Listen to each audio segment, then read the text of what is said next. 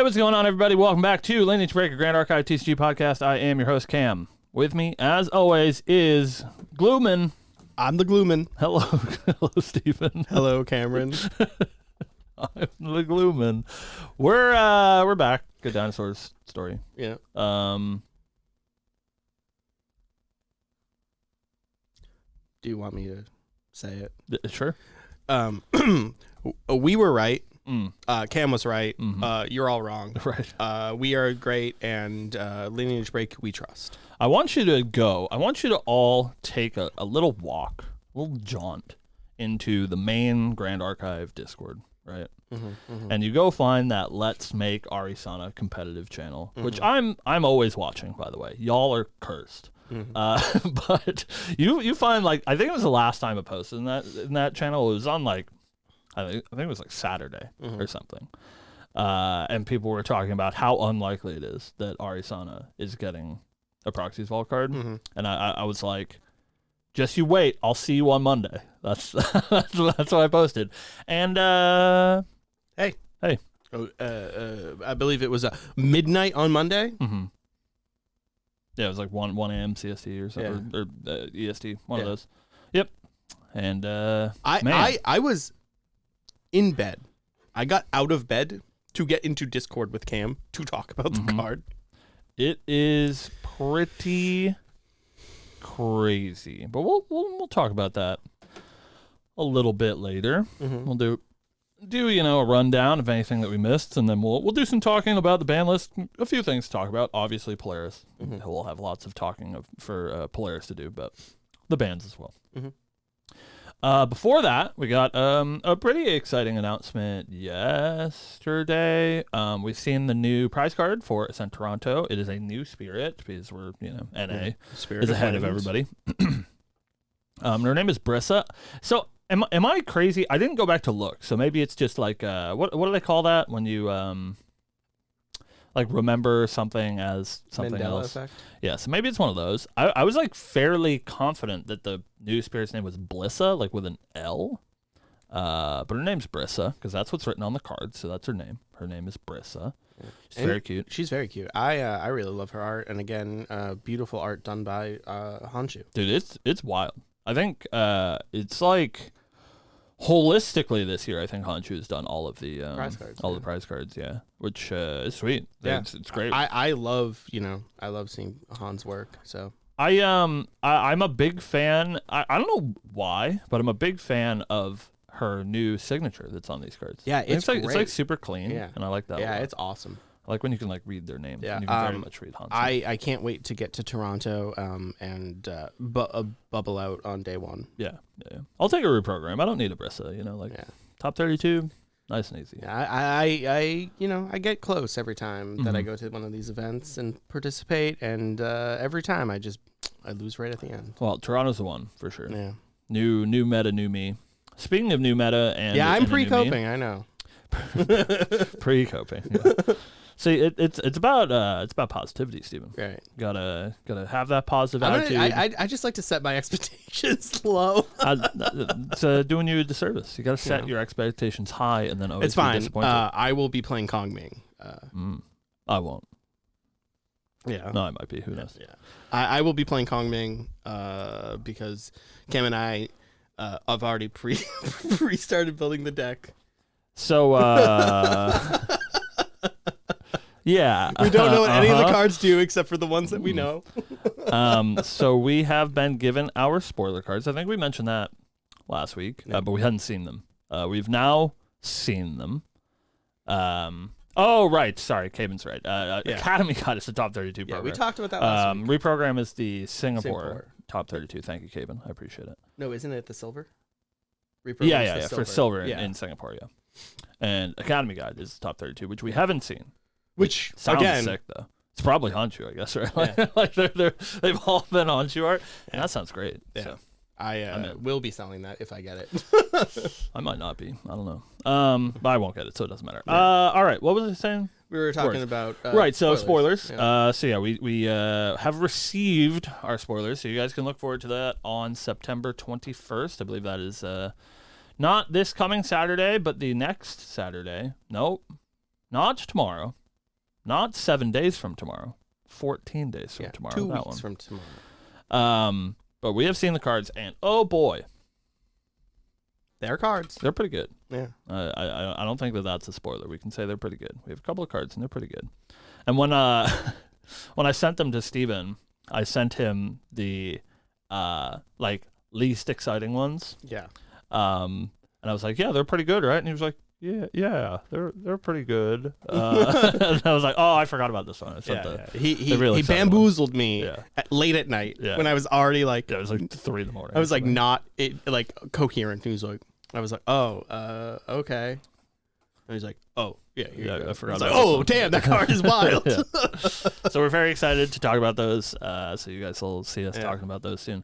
We're also very excited that something nice about the BNR that we got this week is that we've been very much in Mortal Ambition mode. Right. You know, really excited for Mortal Ambition, and we don't know a whole lot about it.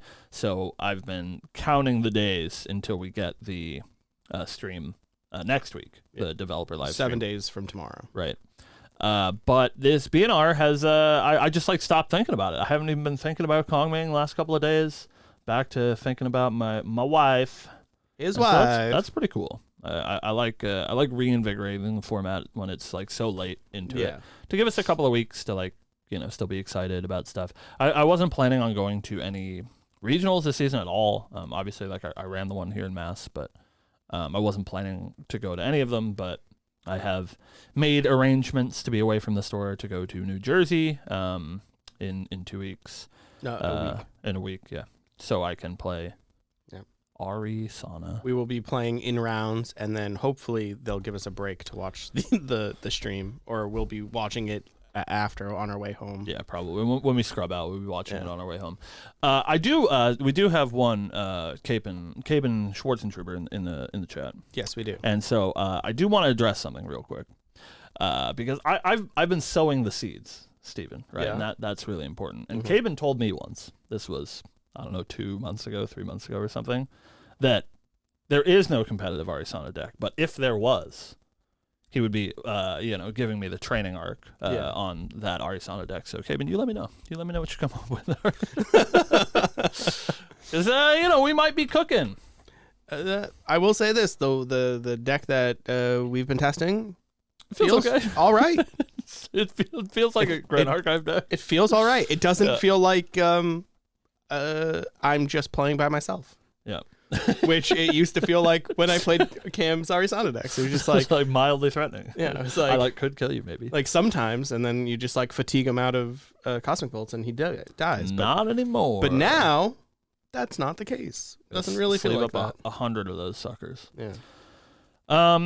Yeah. So I mean, I think other than that, we don't have a whole lot to talk about today, but we do have this ban list to talk about today, and so we'll take our time and we'll go over it. You want to go from the bottom up, so start at tier 1? Sure. Yeah. So there was a few changes that were made to the ban list this weekend, or last weekend, whatever, recently. It's all a blur now. I feel like I've lived an entire lifetime in the past week. So yeah. So first of all, I guess maybe to the dismay of some, but worth talking about. We had some category changes, but something that I saw some people bemoaning is that Erupting Rhapsody did not move. And some people sort of expected Erupting Rhapsody to move from Category 3, or from Category 2 to Category 3. It did not. How do you feel about that, Steve? Honestly, right now in the meta, I think that's fine. There's not really any erupting decks making waves. Everyone's on the recon decks or what, or recollection decks. Yeah. So it's like, I feel okay with it. I do, however, still think that Erupting Rhapsody is probably a problematic card for the future. I think that is why it's still in Category 2 and has not moved out of Category 2.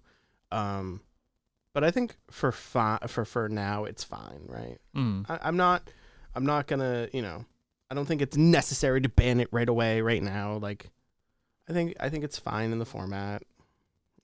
If it was still broken and overpowered, people besides Matchy would be playing it, I think. Sure. And I haven't seen It's that. a fair point. Yeah, I'm not. I can't say that I'm surprised either way. I'm not like particularly surprised to see it not move, but I wouldn't have been if they chose to ban it. I think it is really about future design. I think you're right that like right now it's fine. It is a little bit like worrisome that it is a mage card. Like people forget that it's a mage card. Yeah.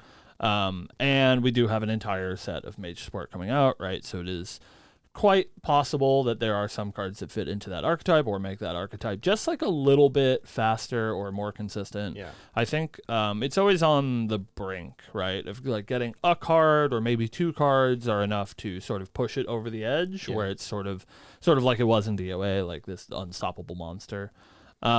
So I wonder if we'll get like a last hurrah once A and B comes out. We do have the next ban list update is on A and B launch day. That's usually how they do it.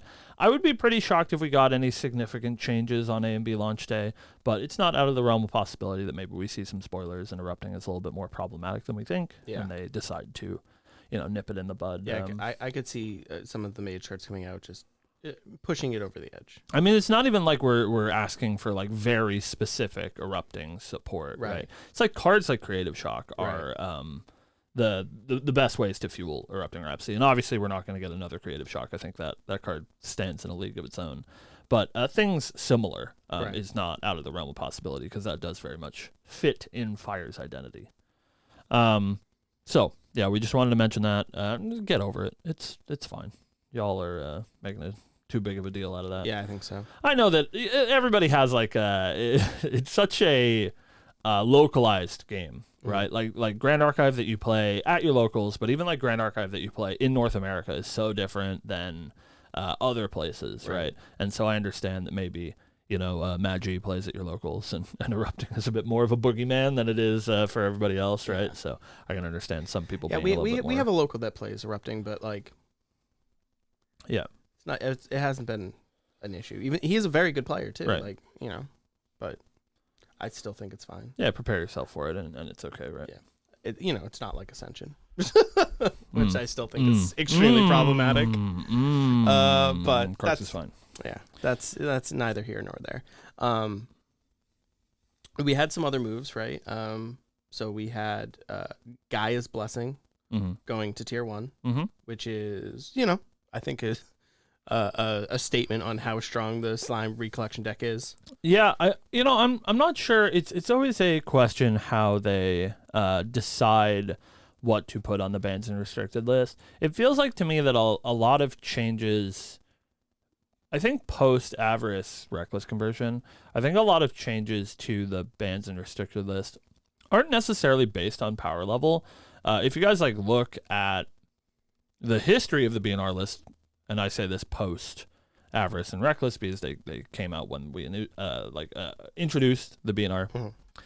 A lot of these changes have been impactful.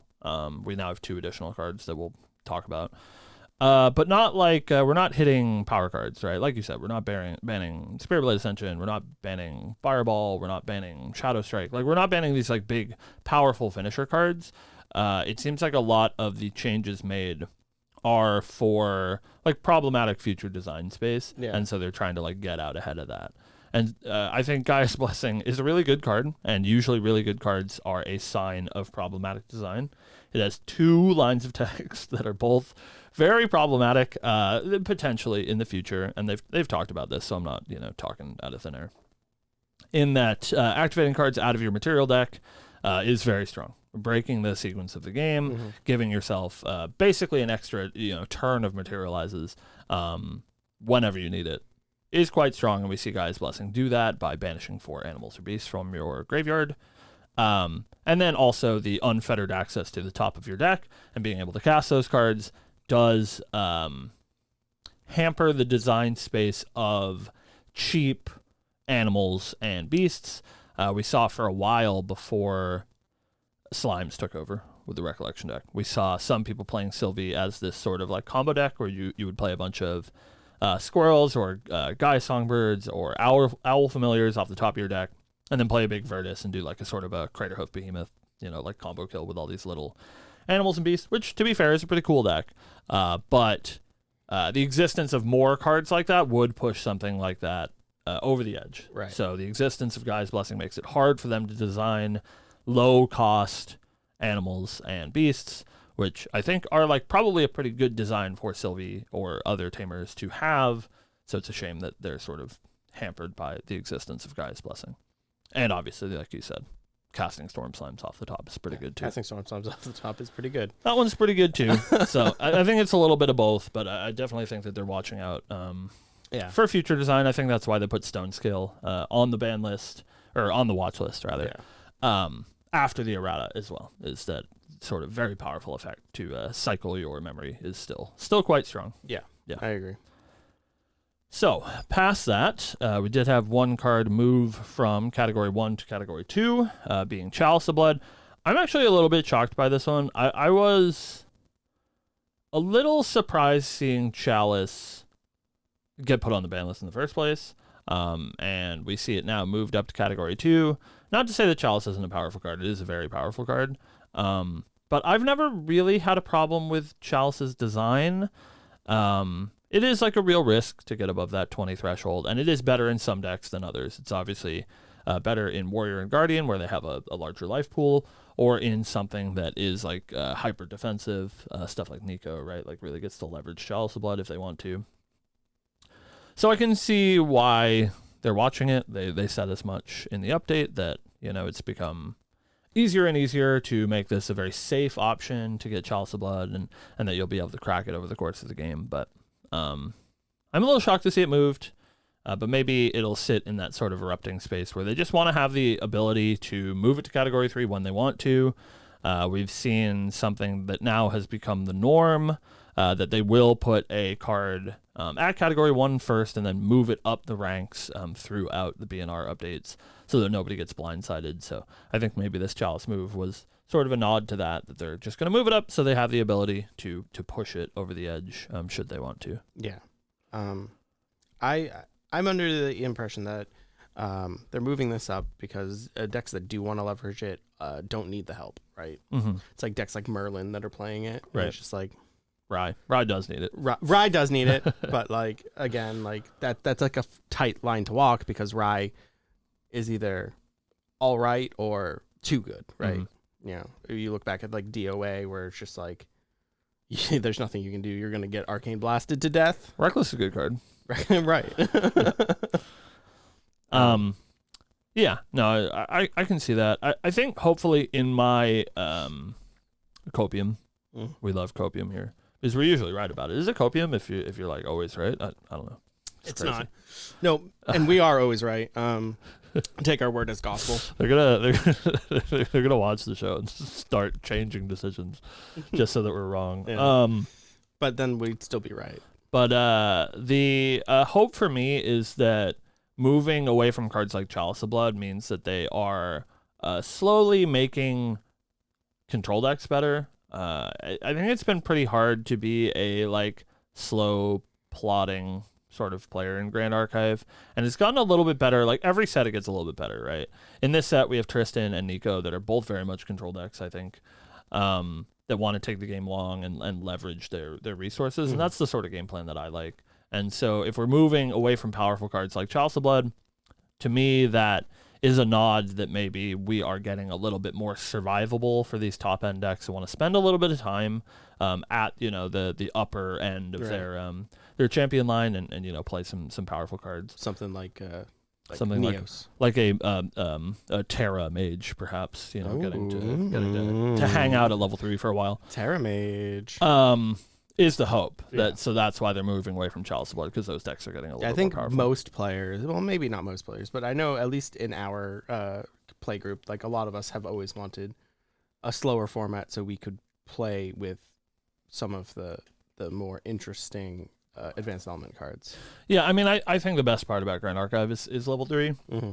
I think the advanced element cards are really cool, and they're also really powerful. So it's hard to balance a game where you stay at that level 3 advanced element sort of portion of the game for any length of time because the cards are so powerful. Right. But it is nice to see at least those become options. Right.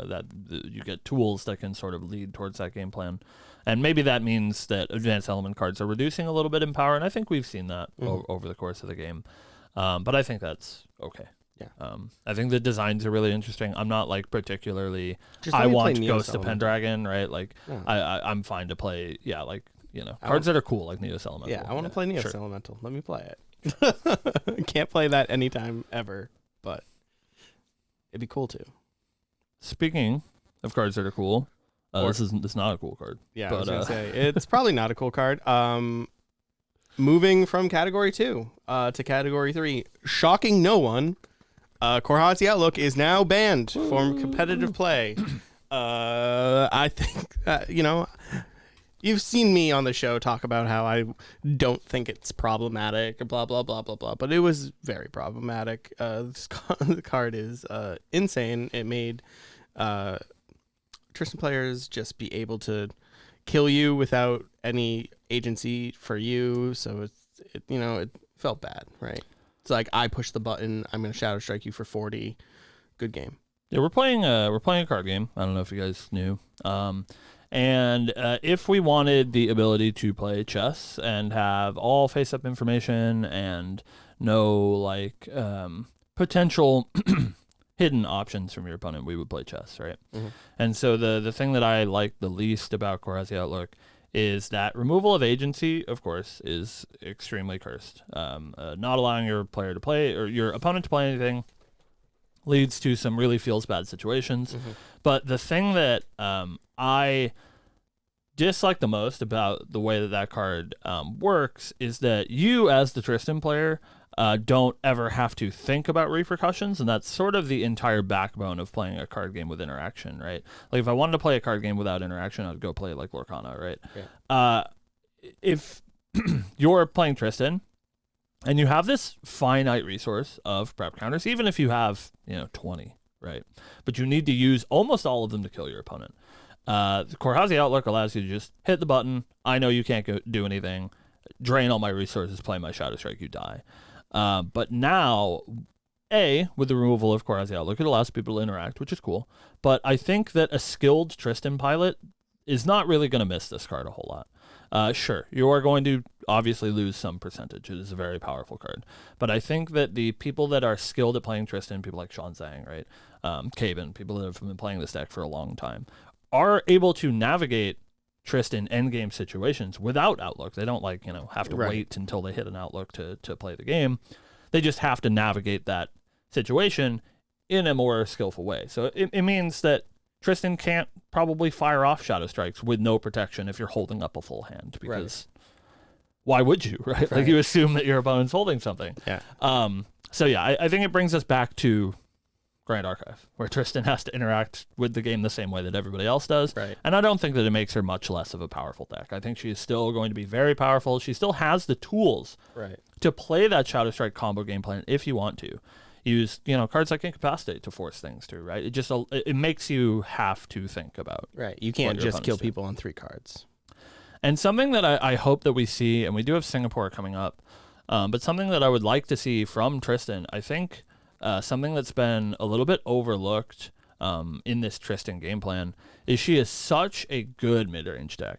She has all of the best mid-range tools in the game, stuff like all these cantrips, Sadie, back alley broker, these like evasive threats that give you value throughout the game, Imperial Spy, whatever, that she doesn't really have to leverage so much in the current builds of Tristan that sort of play like a combo deck. They spin some wheels until they get a Mastermind Scheme, they play a Mastermind Scheme, they get a million prep, they kill you with Shadow Strike. Right. And now that is a little bit more interactable, I'm hoping that Tristan players will move a little bit away from that sort of combo game plan and move down into that value, that value-oriented Tristan game plan, because she's so good at it. Right. She has some of the most powerful tools to keep influence in the game, and I would love to see people leverage those a little bit more to sort of grind out games rather than have to go for this big attack you for 40 in one turn. So I think overall a good for Tristan, but obviously I know that some Tristan players are going to be sad that it's gone. Mm-hmm. It's a very powerful card. Nobody wants to lose a powerful card, right? But I think you'll be all right. If you've put the time in, I think you'll be all right. But I do think that we will lose some percentage of Tristan players that are a little bit less experienced, and we're sort of relying on that lack of interactability from Korazi Outlook. Yeah. Just I'm gonna win because I have the card. Right. I have this outlook. Doesn't matter how good of a player you are. I know I can hit the button and kill you. Right. But they will have to, now take a second glance at what their opponent's doing and maybe play around some interaction there. So, yeah, we're real happy about that. So that puts good riddance. That puts Korazi Outlook as our 4th card on Category 3. And like I said, I think this one and the last one being Crystal of Empowerment cards that got moved to Category 3. Both not the most powerful cards in their archetype, and both not, I think, bannings meant to temper their archetype. Like, I don't think this Korazi Outlook ban was meant to temper Tristan. She really hasn't even been performing that well in the sort of dominant slime season that we've had the past month or two. It's more so that it's just a problematic play pattern. Design philosophy for the future of the game. And I think that was true of Crystal of Empowerment as well, which was a powerful card that some powerful decks were leveraging, but mostly a design problem for the future. Would have been really good in Arisana. Yeah. Would have been, huh? Yeah, woulda, shoulda, coulda. But hey, speaking of really good in Arisana. Hey. Yeah. All right. I'm gonna take a back seat for you to get on your soapbox and talk for a bit. Yeah, I don't know. I really don't have that much to say. It's a strong card. It's a very powerful card. It goes to show what it's Polaris Twinkling Cauldron. Yeah, Polaris Twinkling Cauldron is the new Proxy's Vault card for Arisana. Very cute art. I wish I could read any sort of Asian characters. I don't know who the artist is. I don't either. They did a lot of promo art. They did a lot of the SP1 stuff. They did the promo Honorable Vanguards as well. So if you guys know who that is, and I can get a signed one or something, let me know. Artist proof. Yeah, it's a very powerful card, and it reinforces the fact that I don't know how to design games, and there's a reason why we're here talking about the game and not there making the game. It's a design that I could not have come up with. I would have never guessed. People ask me all the time, especially when I was right and when Steve was right and when we were very much right about this happening. What is it gonna do? That's always what people ask me when I'm like, yeah, well, Ari's gonna get a Proxy's Vault card, and they're like, well, what does it do? And I'm like, I don't know how to fix that pile of shit. It turns out putting 15 Cosmic Bolts in your deck fixes it. Yeah, and it's not exactly what I thought it would be. So shout out to Theo on the dev team for doing that one for me. I appreciate it. So yeah, the way that Twinkling Cauldron works, for anyone that hasn't gotten a chance to read it, it is a 0-cost Regalia, so it goes in your deck. It has Arisana bonus that allows you to activate it out of your material deck. If you do, it comes in rested. So that is sort of a nod, I think, to the way that they're designing these activates from your material deck, right? We see a couple of them. Almost any time that a card has that you can activate it from your material deck clause, it sees almost ubiquitous play. I can't think of any card that has that clause that doesn't see some sort of ubiquity across an archetype or whatever, because it's so powerful. But I think we see in the way that Polaris is worded, a sort of nod to how powerful that ability is. And this is, I think, pretty healthy and hopefully how they decide to design these sort of things in the future, is that it is a very powerful card and you can get it standing when you materialize it normally. However, if you want to do that sequence breaking and get it during your main phase, you can, but it does come in rested, and then it is a little bit more vulnerable to interaction. So I think you grab it in win decks, right? Yeah, if they're playing win, you're pretty safe. They're gonna Zephyr it maybe, or baby green it, but hard for them to remove it right now. So that's our first line of text, and then the second line of text is whenever you sacrifice an herb, it gets an age counter. Notably, this is an item cleric artifact. I think it's not a potion, so it doesn't have any age counter interaction. There is some age counter stuff in Arisana, stuff like potion, infusion, growth, and alchest, but they do not work on your Polaris, so keep that in mind. But every time you sacrifice an herb, you get an age counter. And then you may banish, rest and banish Polaris, which is important. So you cannot do this if you activate it on your main phase. You deal X damage to all allies, and then you may add up to X generated Cosmic Bolts to your deck and shuffle them in. And then you banish Polaris. So it's sort of an impromptu board wipe that can sit on the board. Your herbs are pretty free to be used. So you can just sort of like sit on your herbs, make as many herbs as you can, play out a Polaris, sort of locks your opponent out from building their board for some amount of time. You use it to clear their board. You shuffle a bunch of win cons into your deck. Yeah. It's very strong. It's basically all that she could have asked for, I think. I've been playing Tristan into it, and it feels fine. Sometimes like you're like, oh man, I got this, and then all of a sudden all of your shadows are gone because they push the button for 8 and you're like, shit. Yep. So it's been good. I think the addition of Polaris has made Arisana from unplayable to a contender in the format. Like maybe you're not going to be winning, I don't think, an ascent with it. See you there. But I think it's definitely a strong like contender where you're going to go into an event and no one's really going to know how to play against you because it's Arisana. No one's played against Arisana ever. Right. And maybe recently. It's really gonna surprise you. Yeah, I've been really impressed. It's want to gush about Ari. It's I think it's everything that I wanted it to be for her. She still feels like the deck that I've played hundreds of hours of. It still has that sort of skill ceiling, which is something that I really liked about Arisana. It's very decision dense, and a lot of your sequencing is really important. Mm-hmm. And it still has that. You just have the ability to sort of make those decisions more often. It felt like with Ari before, you would get into these endgame scenarios. Like she's an Aster deck, and I think you should be leveraging the Aster pool because it is, in all honesty, pretty strong. But in the before times, before Polaris, you'd get into these late game situations where you could like probably play the game for a few turns at Astra, because you can leverage very powerful Astra cards like Astral Seal and Comet Fall and Meteor Strike and all these very powerful Astra cards. But you didn't have a way to finish the game, and so you would get into these scenarios where you would be setting up a sequence of decisions where that sequence of decisions has to sort of like work out perfectly for you to even have a line for lethal. And then if your opponent interacts with you, you just die. And that was just the way that Ari went. And now she gets rid of that like fatigable condition that we talked about a little bit earlier, where you can't run her out of win cons really, provided that you're shuffling 6, 8, 10 Cosmic Bolts into your deck.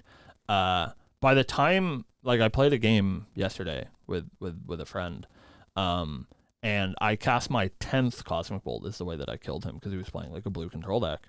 But once you get to that point, since they ramp so much, the 10th Cosmic Bolt is dealing, like 24 damage or some cursed number. Not that much, but I digress. It's 22 damage. So it sort of allows her to not worry about people running you out of win cons, and you can sort of play that late game Aster strategy and just try to survive as long as you can to see as many bolts as possible. So, yeah, I've been like really impressed with it. I think that it is going to be a very hard deck to play. I think Cleric was designed that way, and when they announced it, it was detailed that way, and so I think she's not going to be this like meta monster. She's going to be pretty hard to play and still probably a pretty fringe deck, but it feels like she is competitively viable, at least. Like I can go to a tournament and feel like I'm not overtly wasting my time by showing up with an Arisana deck, and so thank you so much for just giving me the opportunity to play a deck I like. Cam has been smiling every time we play, so yeah. It's good to see. And I'm losing at the very worst 50% of my games, and I'm still having a great time, which is like all that I could ask for. It's I've said a couple of times on the show that I've never really like played a deck in Grand Archive for a game that I love so much. I've never really played a deck in Grand Archive that I like really love at a competitive level. And so I think this might be the first time that I can go to a tournament and like win or lose. Obviously, I want to win. I'm going to play to win. I'm going to try to build my deck to win. But like win or lose, I'm going to enjoy it. And that sounds great. Yeah. Wild. Wonderful. So very excited. Send me all of your Arisana builds purely selfishly so I can steal them. Because I'm a terrible deck builder. But I'm a good Arisana player, I promise you. So yeah, I have some tweaking to do. If you guys see me in Jersey next week, you know what's coming. Well, you don't know what's coming, but you know that it'll be, cleric associated. I see Steve looking at his phone. Do we have breaking news? Breaking news. Breaking news. Live from right now. Ascent Toronto's promo. Is that the Fractal promo? Is the no Fractal way. of Rain. No way. Well, we knew that, but yeah. Holy. Woo boy. My Lord. Here, you can see it a little bit. We'll put it up on the screen if I do that. But Crown just posted it in Merlin's Marketplace. She's hot. So go check it out. It is beautiful. And maybe I will be looking at some water decks, which I haven't tried yet. So that's on the docket. Yeah. Well, man, that sort of took me out of the show there. Yeah. But woo. Yeah.